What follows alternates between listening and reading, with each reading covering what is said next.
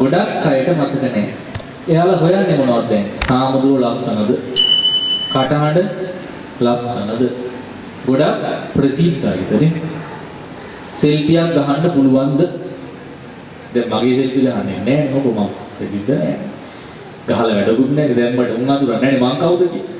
දැන් ලංකාවේ ප්‍රසිද්ධ හාමුදුරු කෙනෙක් ආව තමයි දුවගෙන යනවා බෙල්ල කඩාගෙන කකුල් කඩාගෙන ඇයි ශිල්පියක් ගෙමුවොත් නිකන් නේද වෙන මොකුත් ඕනේ වීඩියෝ කැරලක් ගත්තා නම් දාගන්න පුළුවන් TikTok එකේ ඇයි ට්‍රෙන්ඩින් වෙනවනේ දැන් මේ බනහන දුවන්නේ වෙන මොකටද දුවන්නේ ඊට පස්සේ දැන් නම් කොහොමද එහෙම දැන් කෙලිස් වැඩි මිනිස්සුන්ට ඒ නිසා ටක් ගාලා දුක සහ බන දෙකම අමතක. ඒකයි දැන් බුදුවරු පහළ වෙන්නේ නැහැ කියන්නේ. ඔබ දැන් පහළලා බණකුවට මිනිස්සු නිවන් දකින්නේ නැහැ. වෙන වෙන ඒවා දකින්න. හරිද? පැහැදිලිද? ඒක උපමා කරනවා දියෙයියන් දිර වගේ. දැන් වතුර ඉරාගෙනකොට මුල් ටික නැගෙනවා අගට එනකොට නේ. හැමෝටමනේ සමහරුත් දැන් බණී හොඳට බණ අහන කට්ටිය කියන්නේ අපිට මතකයි කියලා. ගොඩක් අයට මතක නැහැ. එයාලා හොයන්නේ මොනවද දැන්? හාමුදුරුවෝ ලස්සනද? කටහඬ ලස්සනද? ගොඩක් ප්‍රසිද්ධයිද නේ? සෙල්ෆියක් ගහන්න පුළුවන්ද?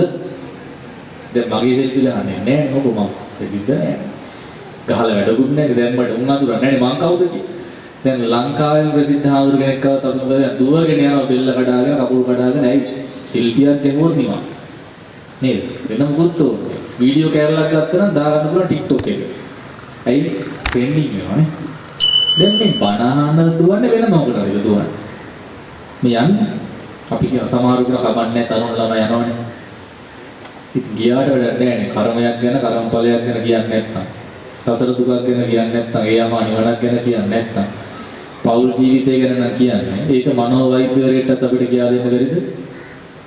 ඔය පෞල් කණේට හොඳටම දාන්නේ මනෝවෛද්‍යවරු. විහිං බලන්න කවුන්සලින් වලට හොඳට කියලා දෙනවා. මට නම් වැඩක් නැහැ. ඉතින් ඔය කට්ටියට හොඳයි. විහිං අහලා බලන්න බණ ඕනේ නැහැ. මනෝවිද්‍යාවෙත් තියෙන හොඳට පෞල් ජීවිතයක් ගෙවන්නේ කොහොම බනවලක් තියෙනවා. ඊට වඩා අර කට්ටිය කියනවා.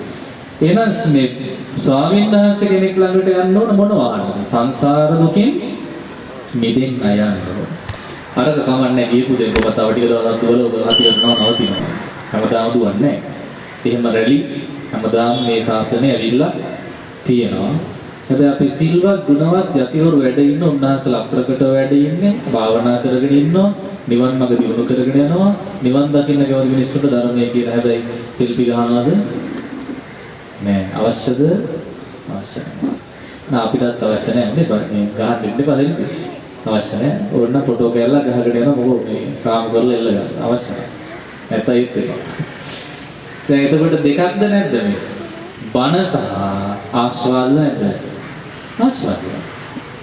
ඒ ආස්වාදයේ පිණිස හාමුදුරුවෝ රූපේ ලස්සනද බලන්න, කටහඬ ලස්සනද බලන්නේ, කාර් එක මොකක්ද ආපු වාහනේ.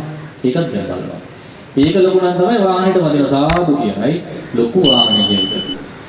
හොඳයි කියනවා. එහෙනම් මේ සංසාර ගමන. ඊතර වෙන්නයි බුදුරජාණන් වහන්සේ අපිට දේශනා කළේ. වෙලා තියෙන මොනවද කියලා